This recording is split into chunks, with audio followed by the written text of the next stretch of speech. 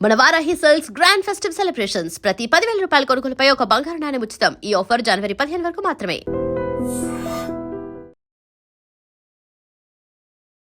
YouTuber influencer నా అన్వేష్ని నెటిజన్లు చెడుగుడు ఆడేసుకుంటున్నారు.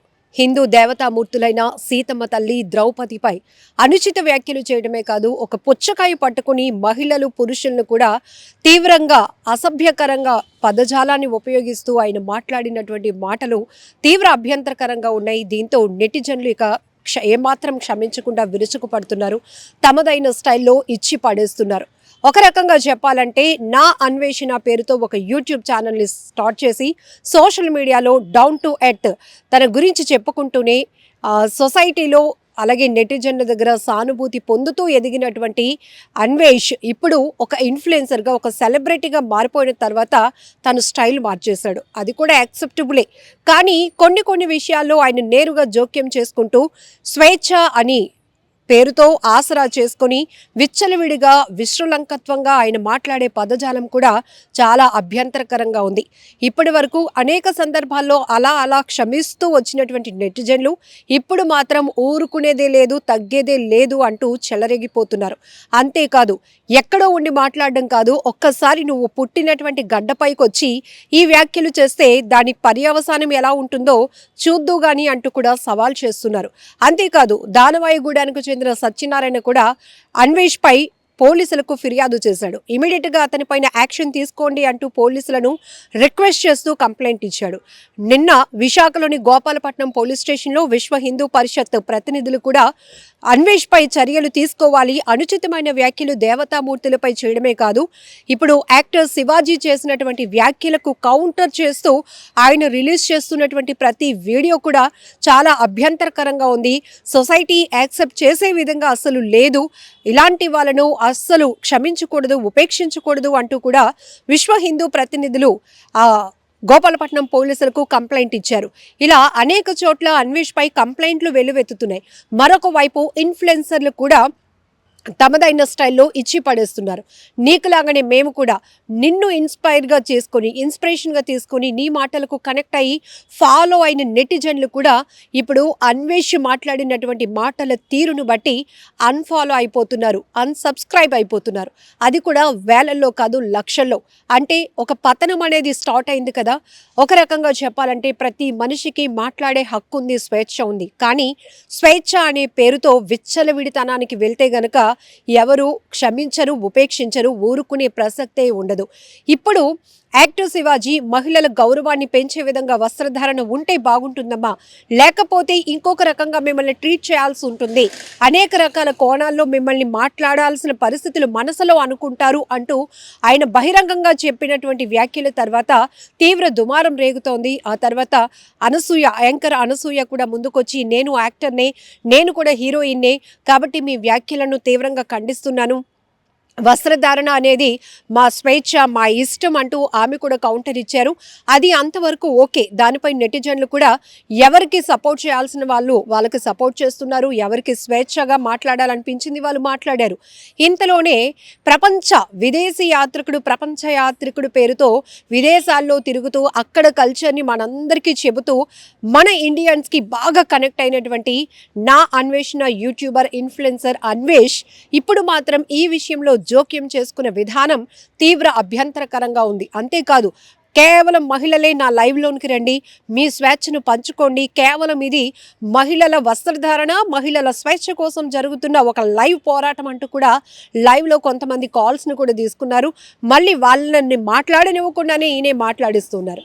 అది తప్పితే నెక్స్ట్ స్టెప్లో ఆయన చాలా హద్దులు దాటిపోయాడు.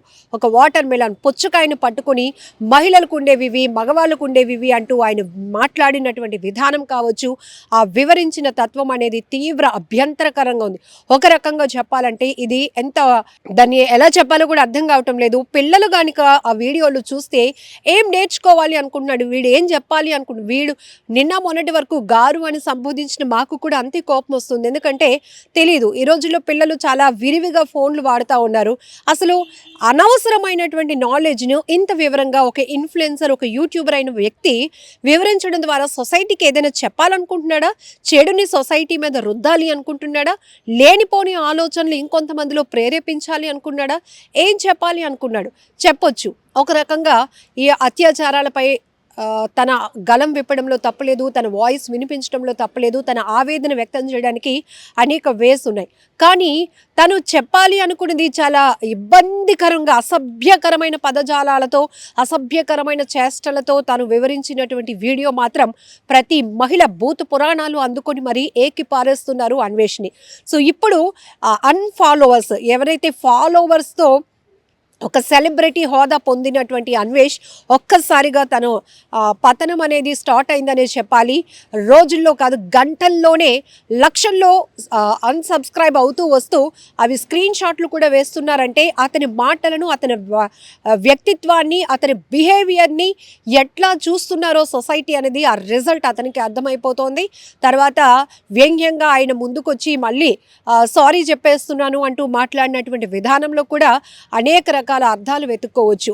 ఏది ఏమైనప్పటికీ ఒక రకంగా సోషల్ మీడియా వేదికగా నెటిజన్లు కూడా ఒక ఇన్ఫ్లుయెన్సర్గా మారి అన్వేష్ని టార్గెట్ చేస్తూ, అన్వేష్ నువ్వు చేసిన తప్పిదే, నువ్వు ఇలా చేయకూడదు, ఇలా మాట్లాడి ఉండకూడదు, నువ్వు కూడా తెలుగు గడ్డపై పుట్టావు, భారతదేశ సంస్కృతి సాంప్రదాయాలు ఏంటో నీకే బాగా తెలియాలి, నువ్వు ఏ చోటకు వెళ్ళిపోయినా నువ్వు మనిషివి కాకుండా పోవు, ఇండియన్ అయి ఉండకుండా పోవు.